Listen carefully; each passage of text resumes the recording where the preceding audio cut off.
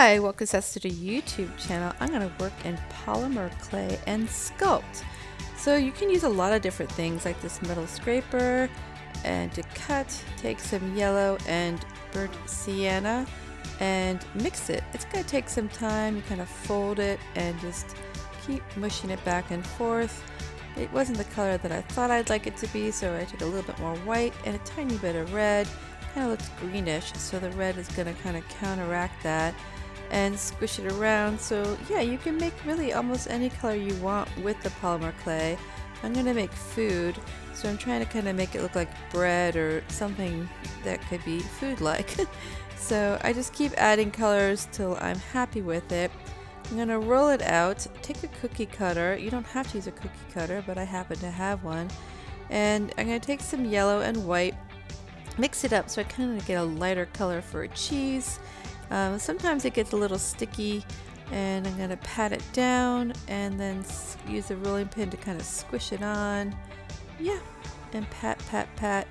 Alright, so some red and burnt sienna. It's kind of dark in the red, so it's not super bright. And I'm going to make tiny balls and then pat them down, and that's going to help me make some pepperoni for a pizza. Yeah, something kind of fun to make. So put them wherever you want, and then you can take a metal scraper and that can help you get it off the plexiglass plate. I'm working on a plexiglass plate. This stuff is kind of oily, so you want to work on something that's not going to absorb the oil. So I'm going to make some balls, and I have a dark brown and this is a light yellow, and I'm making green. I do have green, I just decided to make my own green with yellow and blue. It got a little sticky, and it does that. So pat that down, pat that down, pat that down, and then start to stack it. And I realized, oh, maybe I should use some red. And I like the idea that, oh, it's sticky, that it kind of overlaps and falls over like that, kind of like lettuce. And I added some red to it. And then I'm going to take this color for the hamburger and smush it down very lightly. So take some white. It's so tiny that it's really helpful to have a needle tool to kind of grab it and stick it down. You might have better finesse with your fingers than I do. Also, you can use a toothpick and then pat it down. So there's a little hamburger for you. What else can you do? You can flatten this down. You can use the rolling pin if you need to. Add some green and stack different colors. I'm going to make a little taco. Yeah, it's kind of fun to make all these different types of foods. You can make other things besides what I'm doing, like fruits and vegetables, but I'm just making some fast food kind of restaurant type food. Anyway, so here's my taco, and yeah, the needle tool will help you get more of a finesse. See how I'm kind of rounding it off? If you don't have a needle tool, obviously you can use a toothpick or just use your finger itself. I find it really helpful to do that because everything's so small. Here's some brown, and I'm twirling it. See how I'm holding my fingers? Yeah, and kind of make it a cylinder. Roll it out and keep going. Pat it down. Okay, good. So I mixed a different color. I'm rolling this out, and then I'm going to swirl it on, twirl it on, so I can get kind of a soft serve look or a cupcake look. And then I'm going to take some white, make a little tiny cone, pinch it like that to shape kind of a triangle, and use the needle tool to attach it very carefully, kind of rolling it on too, because this stuff after you bake it will pop off, so you have to make sure you've attached it. I'm making texture here. You don't have to do this. I thought it might look cool, but again, you need to pat these things on and use it to kind of attach. So squishing down some black, making another ball, squish that down, and then I'm going to take some white and squish that down to make an Oreo cookie. These are all tiny things. Have you noticed that? You don't want to use big things because it's harder to bake.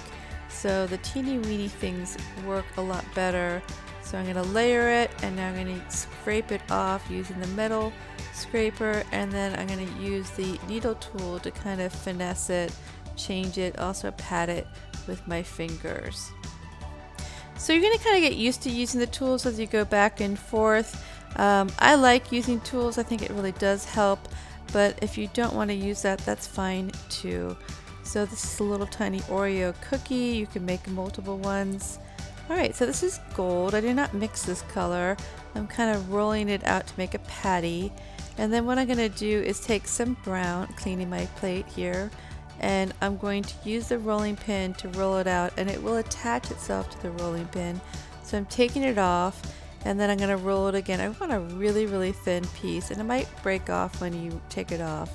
Put this in the center, and then what I want to do is like kind of wrap it. I'm folding it over and then going to smush it down and just kind of pat, pat, pat, and try to make it into one whole piece. So I'm going to roll it and smush it and reshape it so I have that same kind of patty look like a cake. Then I'm going to take the metal scraper and I'm going to slice it through, and that's, I think, isn't that cool? I think it looks really cool how you get it layered. So I'm trying to make it look like you bit into it. I wasn't that successful, but you can work on that a little bit better than me. But I was using the needle tool to kind of flatten it down, and then I'm going to add some texture to kind of look like a piece of candy. Yeah, so now I'm going to slice this, and I thought, well, I'll make it look like a piece of cake.